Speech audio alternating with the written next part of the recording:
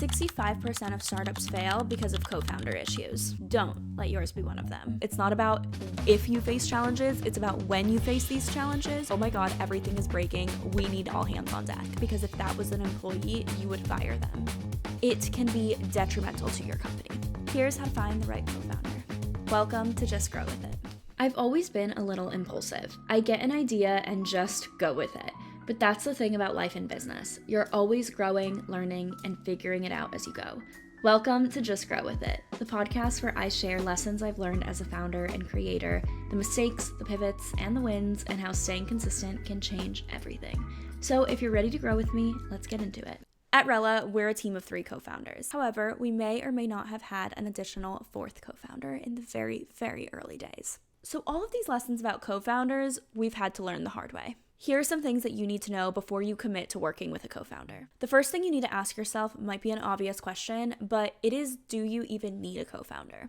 Not every person or every business needs a co-founder or a co-founding team. Or on the opposite end, a lot of people think that they don't need a co-founder because it was their idea, they want to be the one that works on everything, but in reality, you probably should have a co-founder. I want to go through my overall thought process on the pros and cons of having a co-founder or a co-founding team and help you figure out which one fits your business.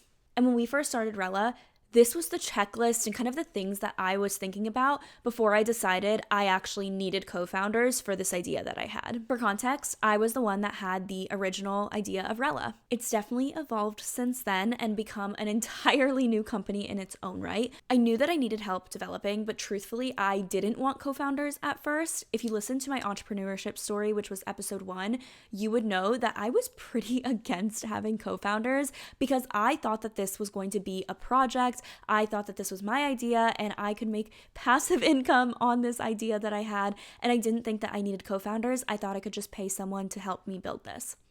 And while a lot of times with any tech product or any other product that you might be building, you can pay people and outsource it, but it gets very expensive to do that. And also sometimes you need someone internally that's as hands-on as you are in the company. Because let's be honest, when you're outsourcing it to someone, they're never going to be as equally invested as you are. One question every founder needs to ask themselves is, if I were to have a co-founder, would it make the company better and would it help me achieve my goals faster? I personally am so glad that I was wrong in my original idea of not needing co-founders because I would be so lost without my co-founders. Not only does it make work just so much more enjoyable and purposeful, it was so helpful to have people that were invested in the company's success and not just there for a paycheck. And in the really, really hard times of business, which trust me, you will face challenges. It's not about if you face challenges, it's about when you face these challenges. Your co-founders are the only people in the world that actually understand what you're going through because they are building the exact same business that you are. So even other entrepreneurs and business owners and peers are not going to understand the same emotion, the same challenges that you face because their business is different than yours. So from an emotional support level, it's just so nice to have someone that's building it with you.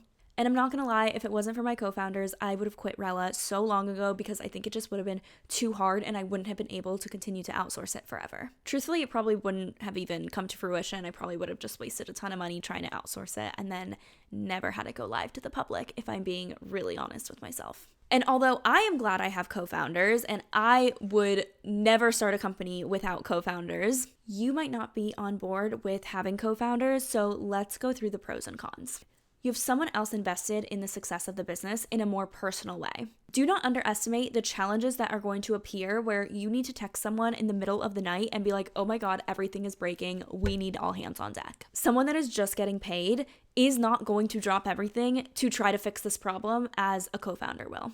Entrepreneurship is a roller coaster, and your co-founders really are going to be the only ones that are along with you for the ride and feel all of the highs and all of the lows, like I mentioned. And you can share the responsibility with someone else. So even just the day-to-day responsibilities that you're going to face as a founder, you're able to now split that in half or in thirds and hand that off to someone else that's invested in the company. And when you have a startup, when you have a business, there is so much responsibility. There is nothing that feels better than having someone that's going to help you get it off your plate. But like everything, there are cons with having a co-founder as well, and I do not think that everyone needs a co-founder. One of the biggest cons, which is the reason why so many people are against having co-founders, is that you have to give up equity in your business. However, I'm going to caveat this because if a co-founder makes you stronger and makes the team and business better, then your percentage of the business is still going to be greater than what it would be if you did it all on your own. But again, you have to go back to that original question of, would a co-founder make the company better and would it help me reach my goals faster? If the answer is no, then why should you give up equity in your business just to bring someone else on the team? Another con is if you are a control freak or it's your idea or you just like to have a handle on things, it is not always about your decision and you have to be considerate and take in other point of views. I think this can be a pro because you get multiple perspectives, but if you are someone that wants to be in control and are used to just doing things your way, you really can't do that when you have co-founders because you are a team. And one of the biggest cons, which is why I'm making this video, is that if you pick the wrong co-founder, it can be detrimental to your company. You have to think of this as a marriage. This is the biggest decision you will make for your business, just like picking a partner is the biggest decision you can make in your life. The right partner can enhance your life and the wrong partner can drain the life out of you. So do not take this lightly. It is a big decision. So if you're still watching this video, I'm guessing that you do need a co-founder. So where can you find one? If you watched my entrepreneurship story, you know that I was looking for developers at first from freelance sites. So I was looking on Fiverr and Upwork and Toptail. And those are really, really great sites to find people for projects or even to hire as an employee. And maybe you can find a co-founder on there, but it is definitely more like project freelance contractor based, which is what I was looking for at the time. Once I realized that I needed someone that was invested in this company that I was building, I started searching in other places. And the first place I went was to my friends, and I asked if anyone knew anyone that could help me bring this vision to life, which at that point was a developer. I was introduced to Connor through one of my friends from college. We had all gone to NC State together, but Connor was a few years younger and I didn't know him. But we had a lot of mutual friends, and him and Nick, my other co-founder, had gone off and started a company on their own where they were software consultants.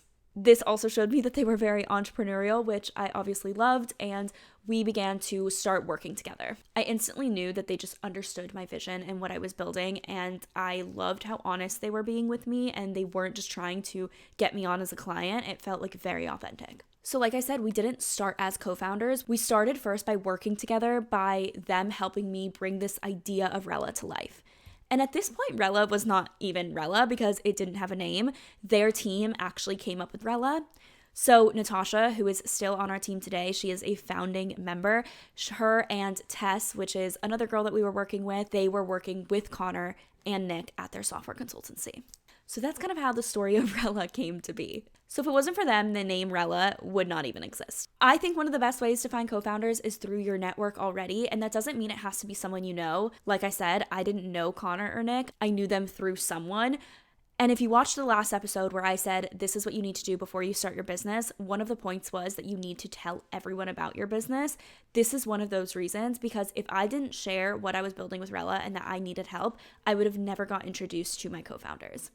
So start talking to people about your idea and start asking them if they know anyone that could help you out.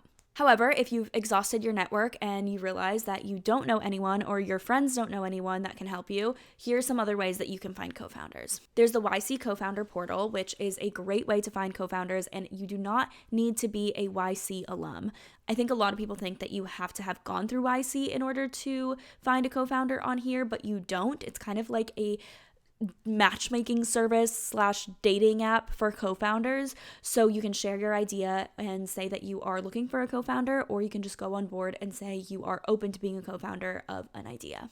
There's also local networking events. I live in Miami and there are multiple happy hours every single week for people in tech. And people are so friendly. I'm always surprised when I go there. I'm so awkward. I don't know anyone. I hate inserting myself in conversation, but people will just come up to you and chat with you, and it's a great way to meet people in the industry that you're looking to build in. One way to find these networking events is literally through Eventbrite. Put your city as the location and look up happy hour networking events. And majority of them are free, so you don't have to pay to attend these networking events. Utilize social media. This will be a common thread in all of these episodes because I'm a big believer that social media can change your business. But post about your idea on social media and ask for a co-founder. I always see people on social media posting about looking for room swaps or home swaps. People are looking for friends. They're posting on social media saying, if you like X, Y, and Z, then follow me, you'll like my content. And the great thing about the social media algorithms now is that they know us so well that the content usually gets pushed to the right people. So if you go on and you say, this is what I'm building and I need a co-founder for this, I guarantee you will probably have some really good prospects coming to your DMs. Another way that you can find co-founders is to look for people that have either sold their company or shut down their company recently and are looking for something else to start. I feel like when you start a company and you have that entrepreneurship bug, you're always looking for the next thing. So finding people that are exiting and like weaning off of their last company, you can bring them onto your team instead. So now let's talk about how do you know that your co-founder is the one? There's going to be a lot of marriage analogies here, so bear with me. The first thing co-founders need to have is a shared vision. Do you guys all resonate with what you are building? I don't think everyone on the team needs to have the industry experience and needs to feel this pain point because, like I said, I was the one with the industry experience. I came from having a content creator background, but also starting my own agency, and I was the one that had this idea because of my experience.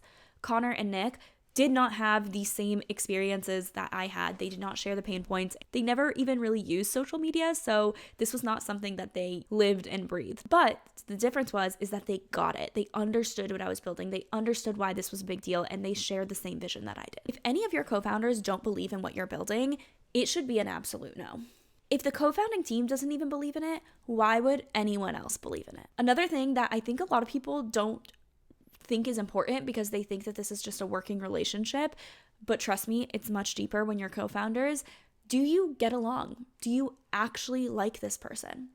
I feel like so many times people are just looking for one specific skill. I just need a developer and that's it.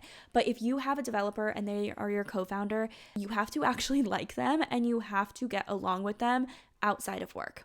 Because being a co-founder is not just clocking in and clocking out. It is a lot of times you will interact, speak with, see your co-founder more than you'll probably talk to your own partner. So this is a decision that is not just, well, they're good at what they do, so let's bring them on board. You are giving up a lot of your company, so make sure that this is the right person.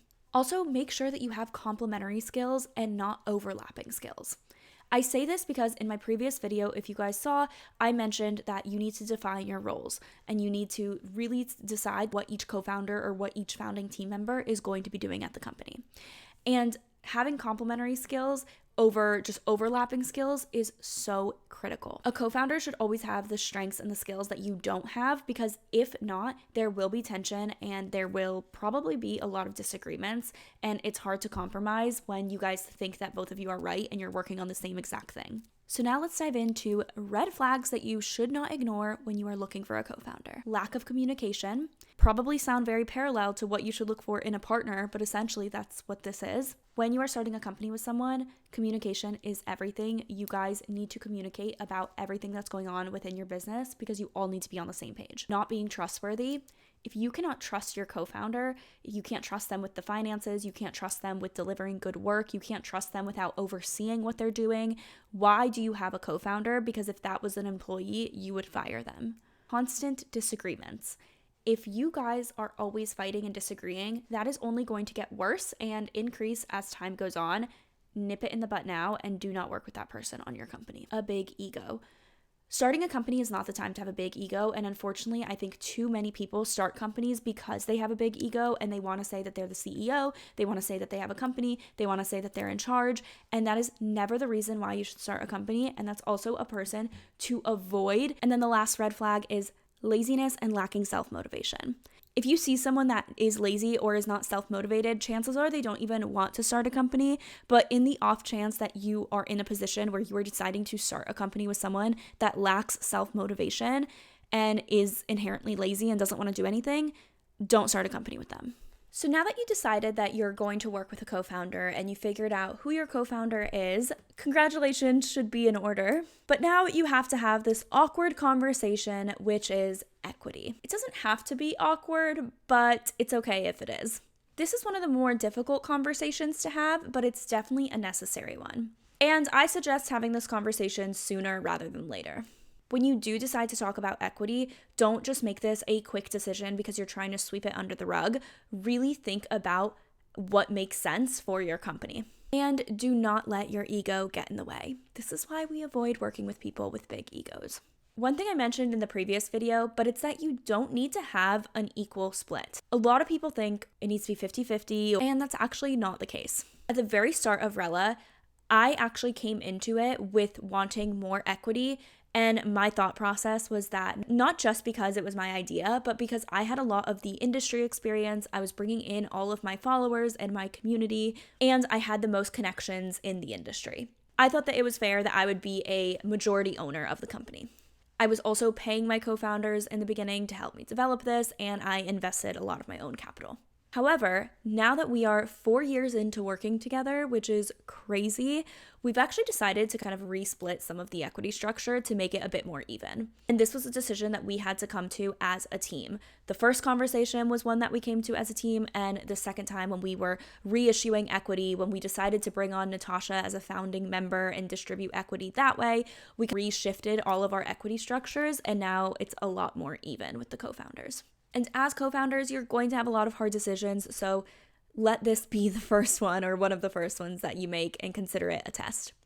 You'll also really get to see people's reactions and who they are when you're talking about these hard conversations. You'll see if they have ego, that will come out in this conversation.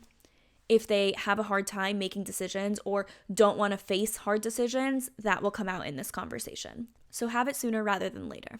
And regardless of what you choose, please make sure that you have a vesting schedule. Never, ever, ever issue equity as like a blanket equity.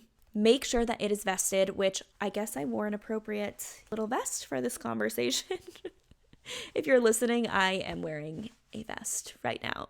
Anyways, besides the point, make sure that it is vested. What vesting means is that it's not all going to be given up front. You have to earn your equity. For us, we did a traditional 4-year equity vesting structure. So let's say someone has 50% of the company, they don't have 50% right away, they are incrementally gaining that 50% over the span of 4 years. At the end of the 4 years, they have the full 50%.